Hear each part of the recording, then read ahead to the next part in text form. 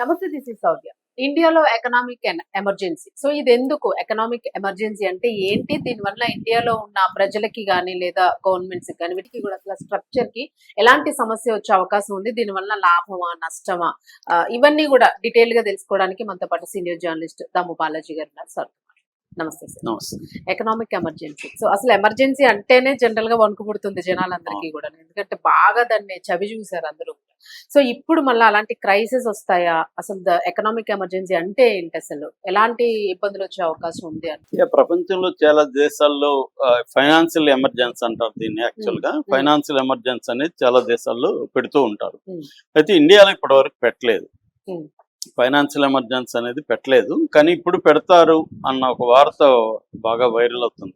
అంటే రెండు రకాల కాన్స్పిరసీ థియరీలు ఇండియాలో ఇప్పుడు వైరల్ అవుతున్నాయి. ఒకటేమో లాక్డౌన్ మళ్ళీ పెడతారని, రెండోది ఫైనాన్షియల్ ఎమర్జెన్సీ, ఆర్థిక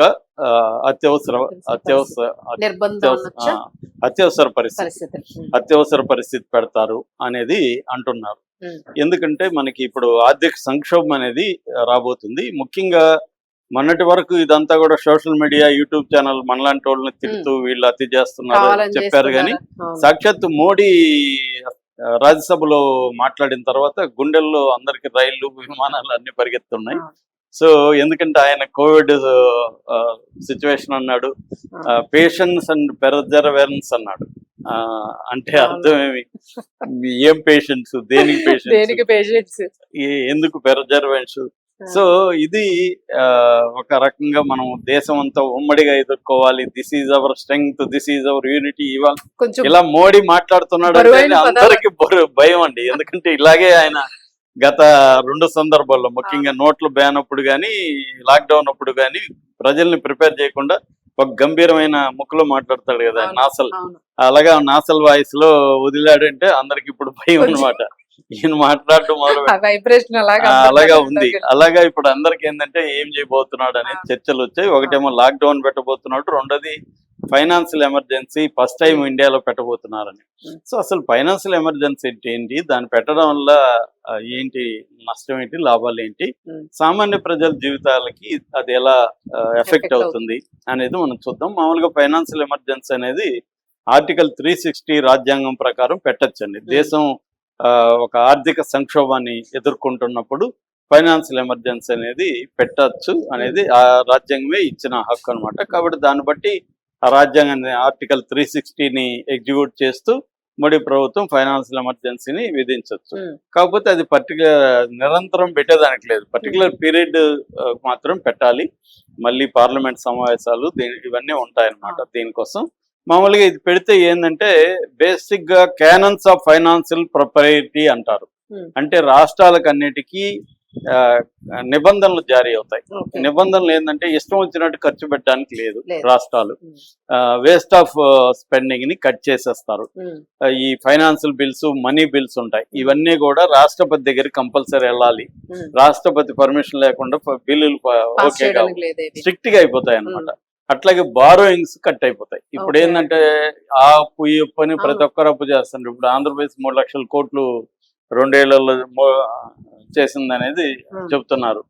ఎవరైనా ఎనీ సీఎం ఇక్కడ కూడా అప్పులు, అంతకుముందు 6 లక్షల కోట్లు ఇక్కడ చేస్తే కేసీఆర్ ఎందుకు చేస్తారంటే వీళ్ళు అలివిగానే హామీలు ఎలక్షన్లు. ఇప్పుడు తమిళనాడు ఎలక్షన్ చూడండి, మొన్నటి వరకు స్త్రీలకి బస్సులు ఫ్రీ అంటే ఇప్పుడు మగవాళ్ళకి ఫ్రీ, అవి ఫ్రీ, అవి చూస్తే భయం వేస్తుంది.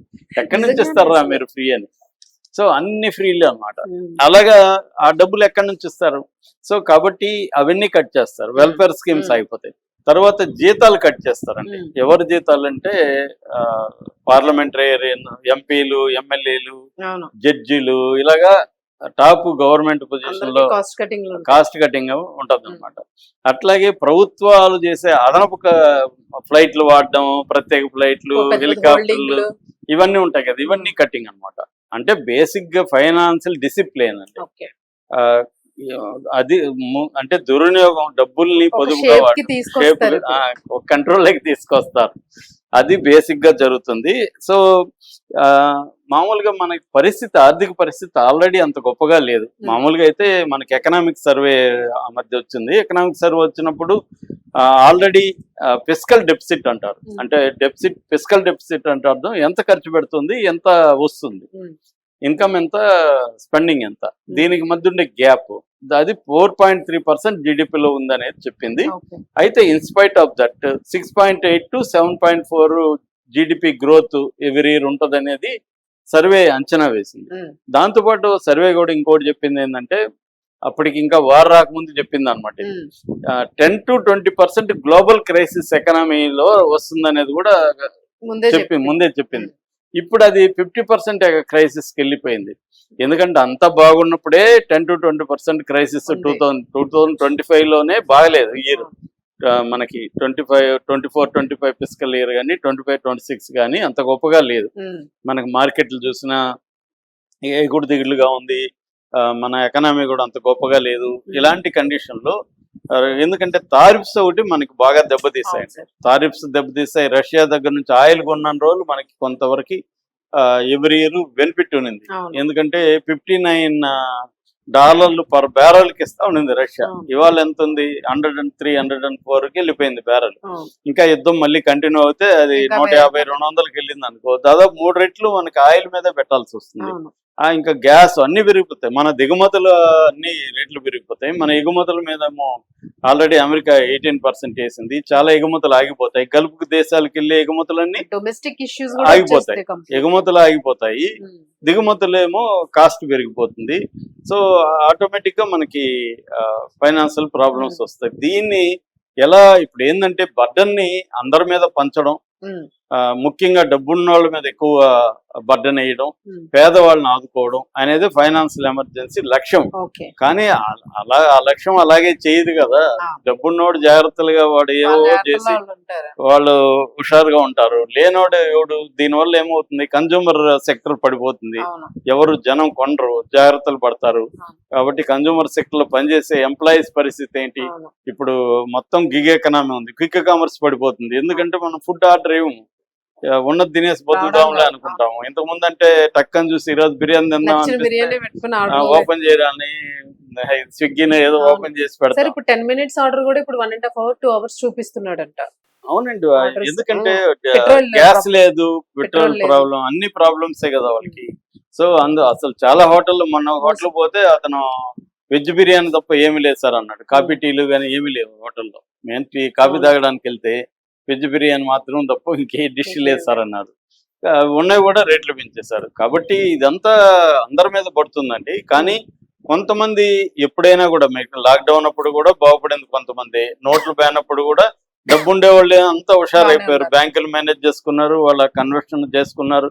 ఈ పేదలు కొంత ఎక్కడో దాచిపెట్టిన బుక్ అయిపోయారు. కాబట్టి ఎక్కడైనా అంతే అండి, క్రైసిస్ వచ్చినప్పుడు పేదలే ఎఫెక్ట్ ఎక్కువ అవుతారు. ఎందుకంటే వాళ్ళకి సపోర్ట్ సిస్టమ్స్ ఏమి ఎవాల్వ్ అయి ఉండవు, కాబట్టి వాళ్ళే ఎఫెక్ట్ అవుతారు. కాబట్టి ఇప్పుడు ఎమర్జెన్సీ పెడతారా లేదా అనేది పక్కన పెడితే, పెట్టినా పెట్టకపోయినా అయితే ఇవన్నీ దృష్టిలో పెట్టుకొని మా యుద్ధం స్టార్ట్ అయిన 14వ రోజే నిర్మలా సీతారామన్ ఒక అనౌన్స్ చేసింది. అదేంటంటే ఎకనామిక్ స్టెబిలైజ్డ్ ఫండ్ అని ఒకటి ఏర్పాటు చేశారు.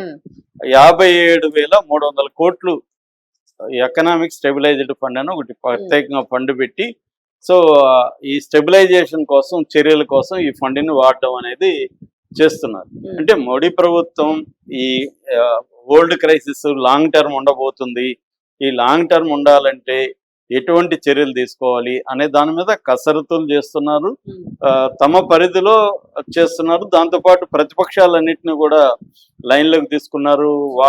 అంటే ఇక్కడ మోడీ ప్రభుత్వాన్ని మనం ఖచ్చితంగా మెచ్చుకోవాలి. ఎందుకంటే దుందుడుగ్గా వ్యవహరించట్లేదు, చాలా జాగ్రత్తగా డీల్ చేస్తున్నారు. అట్లని ఒంటెత్తుపోకడిగా వాళ్ళే నిర్ణయాలు తీసుకోవట్లేదు. ప్రతిపక్షాలన్నిటిని కూడా, ఎందుకంటే చాలా మంది ప్రతిపక్షాలు ప్రజలకు దగ్గరగా ఉంటారు, ప్రజల సమస్యలు వాళ్ళు గట్టిగా మాట్లాడతారు. రెండోది, ప్రతిపక్షాల్లో కూడా గత ప్రభుత్వాన్ని నడిపిన అనుభవాలు ఉన్న వాళ్ళు చాలా మంది ఉంటారు. వాళ్ళ సలహాలన్నీ కూడా నిన్న తీసుకున్నారు. వాళ్ళతో కూడా 7 కమిటీల్ని వేశారు. సో ఇవన్నీ చేస్తున్నారు. కాకపోతే అవసరమైతే ఫైనాన్షియల్ ఎమర్జెన్సీ కూడా పెట్టాల్సి వస్తుంది. ఎందుకంటే లేకపోతే రాష్ట్రాలు అప్పులు చేసుకుంటూ ఇప్పుడు ఉచిత అవును. పథకాలు ఇవన్నీ ఇచ్చుకుంటూ పోతే ఇష్టం వచ్చినట్టుగా అవును. దాని దుర్వినియోగం అంతే. చాలా దుర్వినియోగం అవుతుందండి. మనకి అవును. ప్రభుత్వ ధనం అనేది దుర్వినియోగం విపరీతంగా అవుతుంది. ఉమ్, దానంతా కట్ చేయడం ఎలాగా, అట్లాగే ప్రైవేట్ కంపెనీల్లో కూడా వాళ్ళకి కూడా కొన్ని రిస్ట్రిక్షన్స్ పెట్టడం, ఉమ్, ఇవన్నీ కూడా ఆర్థిక ఎమర్జెన్సీలో వస్తాయన్నమాట. ఉమ్, అది చేస్తారా లేదనేది ఇప్పటికిప్పుడే తెలియదు. ఉమ్. మోస్ట్లీ చేయకపోవచ్చు అని ఆర్థికవేత్తలు అంటున్నారు. ఉమ్. కానీ బట్ దాన్ని చే- ఫేస్ చేయడానికి రెడీగా చేసినా చేయకపోయినా ఆ పేరుతో అనౌన్స్ చేయకపోయినా ఆ లక్షణాలు కొన్ని అయితే వస్తాయి. రాష్ట్రాలకు కూడా అందరికి చెప్తారు, మీరు దుర్వినియోగం తగ్గించుకోండి, అప్పులు చేయకండి, ఇవన్నీ అయితే వచ్చేస్తాయి. అవును. ఈ ఎమర్జెన్సీ అని డిక్లేర్ చేయరు కానీ అవును. దాని సిమ్టమ్స్ అన్ని ఇంటర్నల్ గా మాత్రం మాత్రం దాన్ని- వస్తాయి. రిస్ట్రిక్షన్స్ అయితే వస్తాయి. ఉమ్, రావాల్సిన అవసరం కూడా ఉంది. అవును అవును. అది. Thank you.